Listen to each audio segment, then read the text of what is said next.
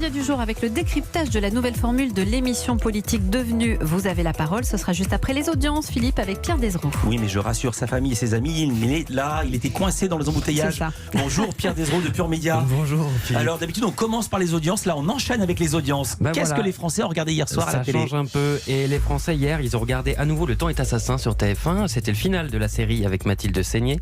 4 900 000 téléspectateurs, 25% du public. C'est stable et la série qui s'achève sur un bon bilan, puisqu'elle sera restée aux alentours de 5 millions de téléspectateurs tout au long de sa diffusion.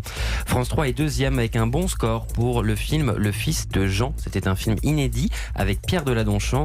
2 400 000 téléspectateurs, 11,5% du public. Pour la case du jeudi soir sur France 3, c'est plutôt pas mal.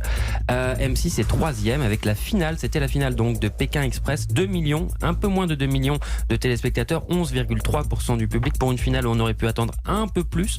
Donc c'était un peu décevant.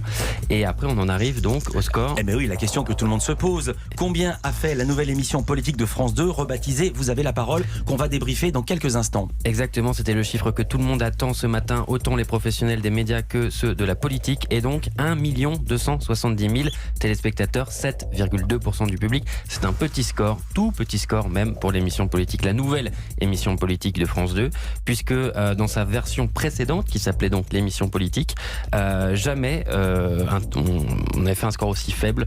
Voilà. Alors je précise que l'invité, on va en parler, était Xavier Bertrand, et que dans l'émission politique, il y avait en arrière-fond la crise des Gilets jaunes. Merci Pierre Desroux, à lundi.